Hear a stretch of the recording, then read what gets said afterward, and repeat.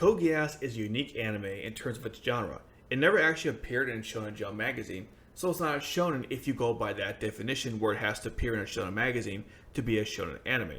Actually, it was originally an anime with no source material, and even the manga version that came out later appeared in the shoujo magazine. So is Code Geass a shoujo? The answer is not that obvious. Code Geass shares different aspects of many anime genres, and I bring this up because the topic of today is Renya of Darkness, the actual definitive Code Geass shonen story. It takes place during the 1860s during the Edo period of Japan, and Renya serves as the prequel story to Alto of the Rebellion. If that's confusing, in short, here's the current timeline. So you start with Renya of Darkness, which is the prequel. You have Alto of the Rebellion. Then between Alto of the Rebellion R1 and R2, you have Akito the Exiled and Oz the Reflection 01, as I like to call it. And then finally Alto of the Rebellion R2, which runs parallel to the story of Oz the Reflection 02. Now, I'm sure people who are watching this have heard of, obviously, Alto of the Rebellion. That's why you're here. Most of you probably have heard of Akito the Exiled, and even some of you know what Oz the Reflection is. But only a handful of people even know what Renya of Darkness is about, and obviously have never read it. So I wanted to discuss the story, the characters, the Geass stuff, all the things I liked, all the things I didn't, and with Genesis RE Code coming out, hey, I figured this would be a good time to talk about it. And speaking of Genesis RE Code, if anyone who's working on the game is watching this video, which I highly doubt considering the language and other reasons, but if you are, I noticed that the character roster for Genesis RE Code that has Renya of Darkness is lacking. I only see Futaba and Renya, which makes sense, but can we also get Alto and Dash as well? I mean, how cool would it be to have a party of Lelouch and Dash in this game? In fact, going further, can we also get Julius Kingsley from Akito the Exiled, so we can have Julius, Dash, and Lelouch on the same party? I know you guys can do it, so make it happen. Before I get into this, obviously there's going to be spoilers, because I'm going to go over the entire manga on a high level, but I'm sure most of you haven't read it or don't care to. And now, let's get a cursed arm instead of a Geass power, fight Lelouch's brother from another mother, encounter the ancestors of some legendary characters from the original series, and spend some quality time with the immortal witch and everyone's favorite waifu, C2. This is my Renya of Darkness review and analysis. Just one moment. Do you want Even more. obviously? See, I'm greed. I want everything you can think of. Then I propose a deal. equivalent exchange! I'll give you More. awesome Stuff. if you Please. Like. Comment. Sorry about that interruption. We're off! Let's hit the road! It's always good to start at the beginning, and that's what we're going to do by discussing the plot of the manga. Now, if you thought Akito the Exile was confusing, well, get ready for this one because this plot is all over the place, but I will do my best to explain the story. So here's how it goes. Basilio, the one true heir to Britannia, died. Now, without any successors, the empire fell into chaos with many factions battling for control. We have the purebloods, the people who are loyal to the imperial family, and Lorenzo Sodersi, no relation to Marika or Lord Kyul, at least I don't think, who is also a pureblood, but doesn't align with the other groups, and of course naturally believes he is the one true leader. He generated quite a following as some of the knights around agreed to work with him. So Lorenzo has a plan to take over Britannia in its current state. He enlists the help from Dash, Alto Weinberg, and C2. Now, even though Dash and Lorenzo are not exactly friends, one of the reasons being that Dash fears Lorenzo's Geass, they do work together on one condition. And that condition is, if Lorenzo becomes emperor, he'll make a world where nightmares and humans can live together in peace. We'll get into this a little later, but nightmares are humans that Dash enhances with his powers as a failed one. And Alto agrees to join because Lorenzo will free his family from prison and restore the Weinberg name. Basically, the Weinbergs were betrayed by an ancestral enemy, with many members executed and the rest were imprisoned. Alto was so desperate to do whatever it took to save his family and restore the name that he was even going to use cowardly tactics. Back to the plot. You might be thinking, okay, so why does Lorenzo need Alto and Dash? Well, he needs them for a mission to get someone. There's one possible heir left that could become the next emperor, and she happens to live in the Forgotten Village in Japan. Now, why is she there? Well, basically, during the infighting that took place after Basilio died, died. She fled to the village in order to protect her from all the death that was occurring, including her parents. The village itself is first survivors of war, usually on the losing side, so she joined countless other people who are victims like herself. Now Lorenzo intended to use her to control Britannia, but not through negotiation or cooperation. Instead, he planned on using his Geass to influence her.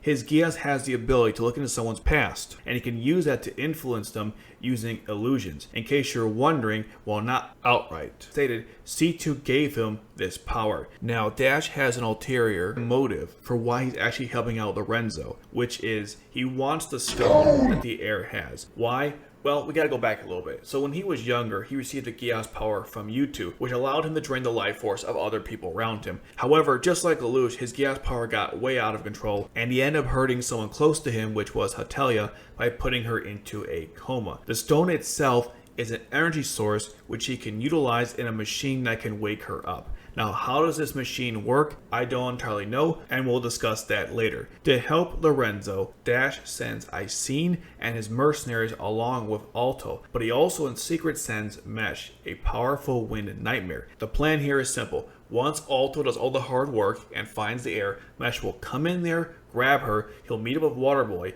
they'll take the boat back to Dash, and he'll get the stone. Easy peasy lemon squeezy. Okay, so the table is set, and Icene's forces head to the Forgotten Village to go and find the heir. Now, as you may have guessed, or you already knew because you read the manga, but Renya happens to live at the same village. He's also attending school there. Now, during one of his training sessions with his teacher, Icene attacks. In fact, it happens at the same time. And during this struggle, Renya's teacher sacrifices himself to save the group, which is Renya and his friends, and to save Renya during his fight against Icene, his own friends sacrificed themselves. Now, thankfully they weren't killed, they were merely captured. Renya was rendered unconscious during his fight against Icene, so he's unaware that any of this actually happened. When he does awaken, he sees a woman in armor, a similar one we see early on, and his immediate response is to throw a knife at her, because why not? I mean, she's an enemy, he's gotta kill her. And he does a pretty accurate job too, because he strikes her right in the throat. But once the helmet comes off, we see C2 to be that knight. And just like Lelouch, she offers Renya a contract, and after initially rejecting it, he decides to accept it. During the process in which Renya was about to receive the Geass power, he instead received a curse. Why? Well, when he was much younger, Dash ran into him after encountering his father, and he realized he was a qualified one. So he gave him an ability with his own power that if someone tried to give him a Geass contract, basically an immortal, it would trigger instead. Dash would refer later to this curse as actually hope. Now, back to the current situation. After receiving the curse, Renya decides to fight Icene. And during the battle, Icene cuts off his arm, and in place, a new one appears, dubbed by C2 a curse. And this arm, much like Dash's original Geass, can drain the life force of his enemy. I won't go too much details about how the arm works, but if you guys are interested, I can do a separate video to discuss that topic because there's a lot to go over. But anyways, Renya grabs onto Icene and drains his life force, ultimately killing him, and then he heads out to save his friends. Speaking of Renya's friends, the story then shows them in captivity. Now, Alto arrives a little too late because he's actually upset with the fact that the mercenaries were killing innocent people, and that was never part of the plan. And then one of Renya's friends, Mitsuzu, has an outburst demanding that the killing stop. So Alto makes a deal with them. He says that if one of them dies, the rest can go. Clara is chosen by her friends to select someone that will die in order for everyone else to live. Clara chooses herself as the one who will die, and in the process tries to trick Alto by stabbing him with the knife, but he ultimately intercepts her and takes off her wig, revealing her to be the heir of Britannia, Clair Britannia. Renya arrives around the same time, so he's privy to this information as well, and naturally wants to save Clara, so he gets into a fight with Alto. During their encounter, he kills those annoying mercenaries in the process. Well, he can't take all the credit for it because Alto does kill one himself. During their fight to the death, Mesh interrupts the battle and captures Clair, and despite their best efforts, Renya and Alto couldn't save Clair. With nowhere to go since the village was destroyed, and to avoid the approaching army, Renya and his friends decide to help and join Alto and C2 to rescue Clair Britannia. On the way to doing this, they meet Futaba, who is the stepsister of Icene Sumeragi. And if you're wondering, yes, that's the same Sumeragi as Kaguya. I don't know for sure, but she's most likely her great great-great-grandmother, and Alto is most likely Gino's great-great-great-grandfather. Okay, so tangent over. Futaba wanted to kill Renya, but doesn't succeed, and instead makes a fool out of herself, and ultimately runs away. She goes to the village where Mesh was hiding in order to gain his allegiance to defeat Renya. Unfortunately, it doesn't go so well, and she's instead captured. So Alto and Renya enact their plan to save Clair and Futaba indirectly. Renya and Alto draw out Mesh, and during that time, Futaba escaped with Clair. And during the battle between Alto and Renya against Mesh, Mesh ultimately retreats. Now the whole group reunites together now that Clair and Futaba are safe, and Renya decides to go off and kill Mesh. Renya went with the intention that he was going to die, but thanks to the assist from Alto, he doesn't, and working together, they kill Mesh. Now C2 decides to stay with them at the end of this because she knows that Dash is involved, who's controlling the nightmares, and must stop him. Now everyone reunites after Mesh's death and decide to work together to help Alto safely escort Clair home so she can take her place as the Empress of Britannia. Along the way, they fight Waterboy, a nightmare, help a resistance group in the Philippines overthrow a dictator, battle Lorenzo's men including the Knights of the Round, and work with the Nightmares to fight Christopher Chamberlain, the Knight of One. We as an audience learn about Dash's past and experience the breakdown negotiations between Clair and Lorenzo, which leads to the ultimate conclusion, the final battle between Dash and Renya. And that's the main plot of Renya of Darkness. I hope that was not too confusing, but if it was, don't feel bad. Just to put this review together, I had to read the manga at least 6 times, and I'm sure I didn't get everything right in the story because one of the problems of Renya of Darkness is they don't explain things too well, and we'll get to that later when I discuss the negatives of the story. Let's move on to the characters, which is a much simpler topic. Since Renya is the main character of the story, it's called Renya of Darkness, I think it's natural to start with him. Now, one of his key characteristics is that he's horrible with his studies, but excellent in real life combat. Renya has no reason for why he lives or why he fights, but through saving Clair, he found a reason, and that was for his friends and for a future. And like Illusion Akito, he has no issues killing enemy combatants. Renya lost his parents at a young age and had to grow up in the Forgotten Village. He made new friends including Angie, who often referred to him as Master because of his heritage. But Renya has given up his birthright and just goes by Renya since he has no intention of ever bringing back his family name. He explained that people view anyone who goes to the Forgotten Village as trash.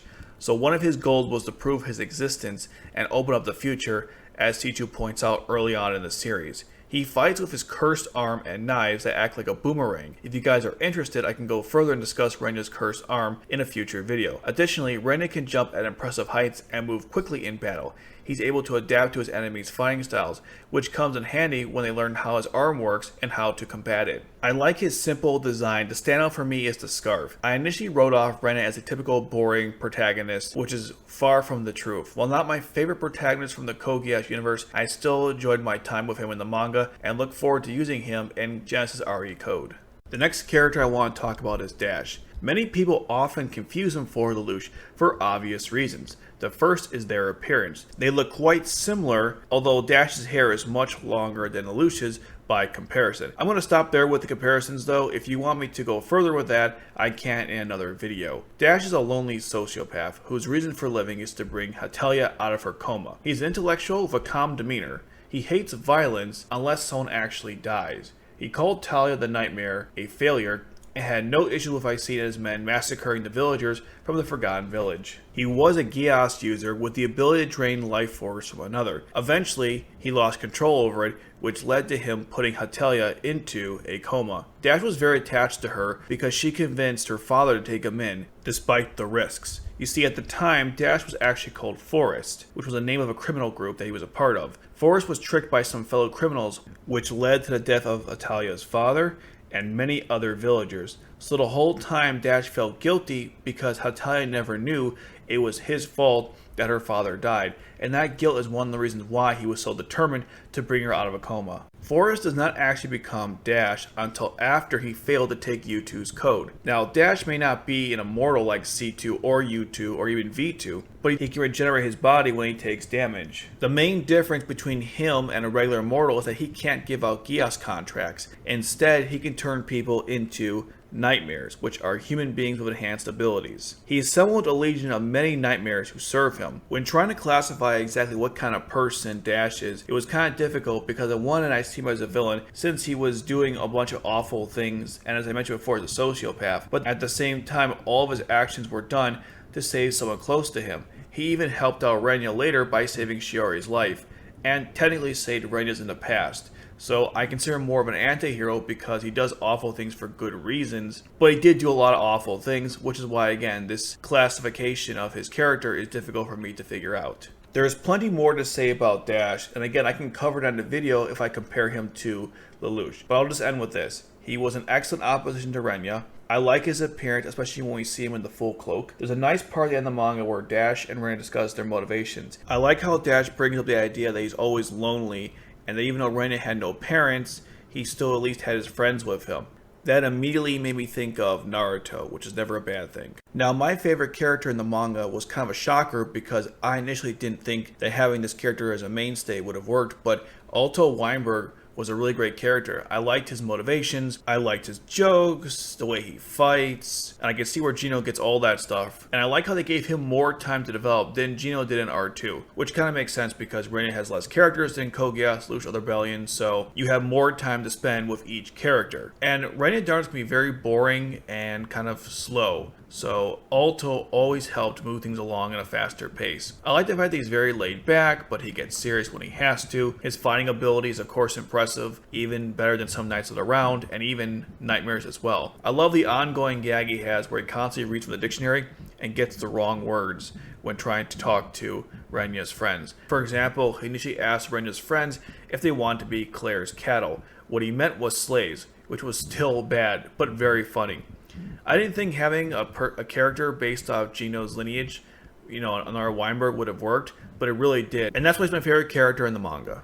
The last character I want to talk about today is C2. Now you would think after all the videos I've done about C2 that I've discussed everything there is to say about this immortal witch. Well, I got news for you, that's not even close, especially when you consider what happens in Renya of Darkness. At times when I was reading this story, I almost felt like it was really a C2 story that just happened to have other characters like Dash and Renya. It could just be another example of meeting people only to have to say goodbye and lose them to the flow of time. She even thinks about this during the Code Geass manga, Lelouch, Other Rebellion RE. I think it was a great idea to have C2 in this prequel story because she is immortal and having her around makes sense. C2 retains the same personality and behavior shown in Lelouch, Other Rebellion. A subtle one here is that she often is hiding in the background during many of the events like she did in the original series. I like how she mentioned that she's a nomad, which is similar to how she tells Lelouch that she doesn't belong anywhere. She even displays the same quick wit style we see from the original series. And she starts off cold to Renya and her friends. I did notice she seemed a little kinder in Renya of Darkness even when compared to the original series. And at some point she even laughs and mocks them, which is something that I saw her do to Lelouch as well. But as the journey continues, she starts to show genuine feelings towards them. She opens up to them, she even alters her plans from only caring about Renya's arm and Dash to helping out the group. This is how her relationship evolved with Lelouch and those closest to him. One of the best parts about Renya of Darkness is that C2 gets a larger role in this than she did in Lelouch, Other Rebellion. She travels along Renya's group, and everyone looks to her for guidance and wisdom because she seems to be the only one who knows what's going on. While I didn't mind Lelouch as the main protagonist of Lelouch, Other Rebellion, but C2 took on more of a supporter role. Given her intelligence and years of experience, it was a shame she couldn't pass it on to the Black Knights, at least besides Lelouch and say Colin. But in this story, we actually get to see her play a more leadership role, and that's what I really liked about her in Renya of Darkness. And she gets more time in general. We see her early on, and she's constantly involved in every major conflict in the story. Now, through C2, we learn more about Geass, but unfortunately, these caused me to ask more questions than answered. Let's go through some of those new developments.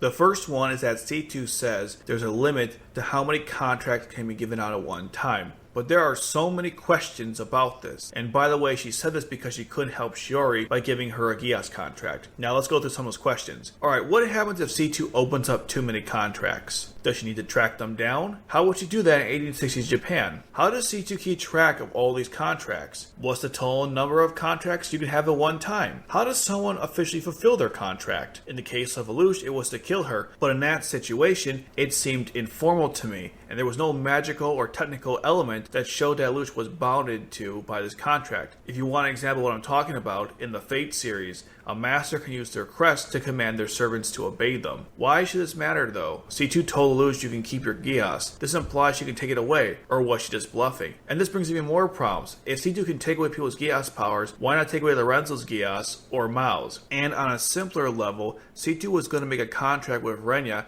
that didn't happen, so clearly she had a safe spot open. So if she had a spot open to help Shiori, what was really going on? Why couldn't she actually help her out? There are more problems here, but the point is, you can introduce one simple idea, but you gotta make sure it doesn't contradict anything else in the story. It should have been explored further and given an explanation, and Code Geass does this all the time. There's nothing wrong with adding to your lore, just explain how it works. That's all I ask. Another new development that we get is that a Geass contract can heal someone's injuries. That actually occurred in the same conversation I referenced earlier. Now, in the original series, Lelouch wasn't actually injured when he got his Geass power, so if it did heal, we wouldn't have seen it there. And I can't think of any other time where a Geass contract was given out that someone actually got healed. So I don't know where this is coming from. They imply that C2 healed Renya when she helped him. I find that odd since Renya wasn't dying before C2 tried to give him a contract, and if we're being more technical, she never actually gave him a contract because Dash's power intervened. So did Futaba have amnesia here? Well, apparently. It's contagious because C2 had it as well. She doesn't even correct her here. That was why that whole part made no sense.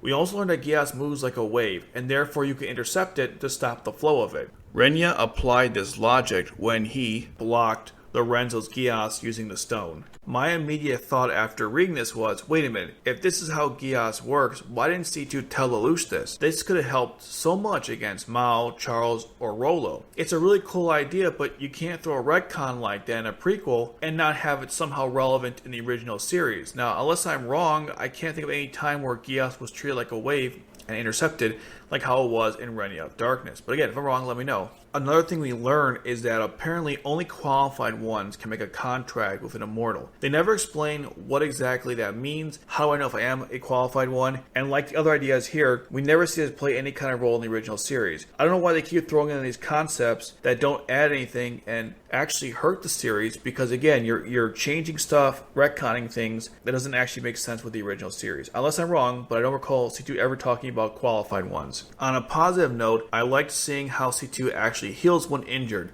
We never saw in the original series. I never knew why, but I'm glad we saw it here. Now, on a different level of C2, I have one complaint. In the manga, there are so many parts where she's used for fan service. I understand without Colin, Millie, and other the busty women from the original series, you have to have someone fill in that role. So they chose to do it with C2. But at least most of it was Futaba. You guys know where I stand on fan service, and the way they did it for C2 was really cheesy and not great. It's one of the worst parts of the manga, and honestly one of the worst parts of Code Geass. On a final note, I think her armor that she wears was awesome in the very beginning of the manga, and the various covers she appears in the manga were great, especially ones that were colored. Getting more time with C2 is one of the best parts of Renya of Darkness, and even though the manga is not the greatest, I recommend reading it just for that alone. I said before that Renya of Darkness has tons of negative aspects to it, so we're going to start going over those right now. Renya of Darkness doubles down on one of the problems of Code Geass, which is not giving a lot of explanations. Renya is exceptionally bad at this, even for the important stuff, which actually needs explanations. Here are some examples. They never explain C2's past relationship with Dash, their history, or why they have some kind of connection. And that's important because she cries over him when he dies. What's even stranger is that the whole time I felt like she was trying to stop him, and he did stab her earlier, so I have no idea what the relationship was, and I wish they had explained that better. Did C2 give Lorenzo his Geass? Like I said earlier, it's most likely yes, but they never outright say it. She did explain it to Renya in terms of how the powers work, but still, just state what happened. Why did C2 want to find Dash? She kept talking about it in the manga. Did she want to stop him? If so, why? Did his machine threaten the world if it worked? How does the machine even work? Where did it come from? Why did Dash not tell Lorenzo about Mesh? If Dash wanted Lorenzo to make the world for nightmares, why would he backstab him by sending in Mesh in secret? Also, why didn't Lorenzo bring that up when they faced off at the end of the series? It's almost like the thing with Mesh never happened and both guys had serious amnesia. I have so many more questions about this series, but I want to move on to another area where the manga seriously fails, and that's the shonen elements. And that's a problem because the majority of Renya of Darkness is a battle shonen. That's the core essence of what it is, and that's where it fails the most. One of my problems with the original series is that it had shonen elements to it that were cringeworthy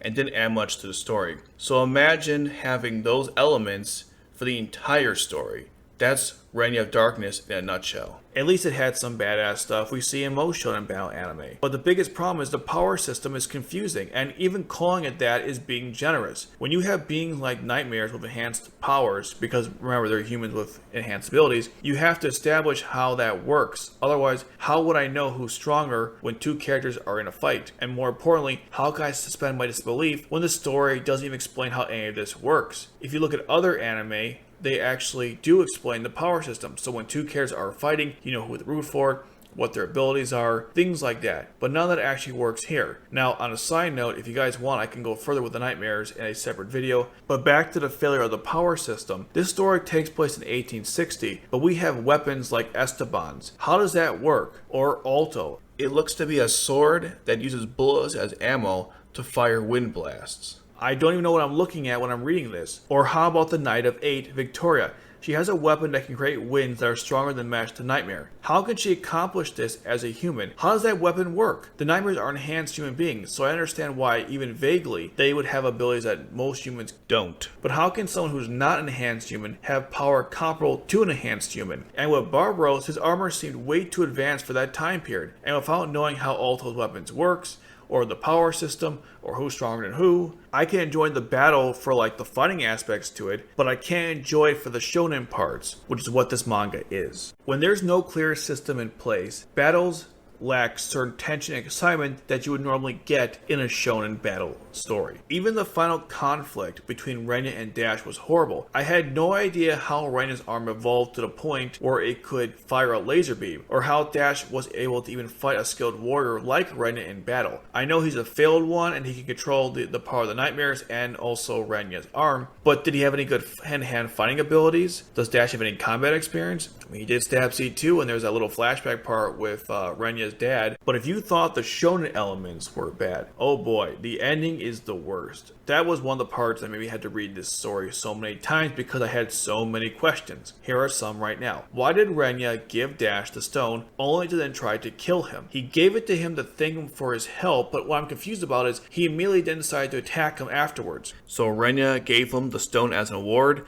but then tried to kill him so he couldn't enjoy it. Doesn't make any sense to me. And more importantly, why are these two even fighting? Is the machine going to destroy the world? And why did Dash want to finish his business with Renya? Where's this coming from? I understand this is a shonen anime, so I think a final battle between the antagonist and the protagonist is par for the course. But the fighting has to have a purpose. And here I am wondering, why are these two fighting? And how did Renya's arm evolve to that level that Dash couldn't control it? I asked this earlier, but I'm still confused. And then we have the whole thing with Shiori. How did Dash give her a Geass power when he's a failed one? We know from before he could only turn people into nightmares. The only explanation that Dash gives is that Shiori is gifted. What does that mean? They never hinted us in the story. So how do we know she was gifted? If you're going to have us a plot line like this, at least set it up. But Shiori was mostly irrelevant through most of Renya of Darkness. Why did her power reverse people's priorities? Geass reflects your nature. What did reversing people's nature have to do with anything with Shiori? They tried to shoehorn it in by having her ask this question to Lorenzo when she talks to him, but she never talked about this idea before at any point in the manga. So again, what's going on here? And then apparently she became V2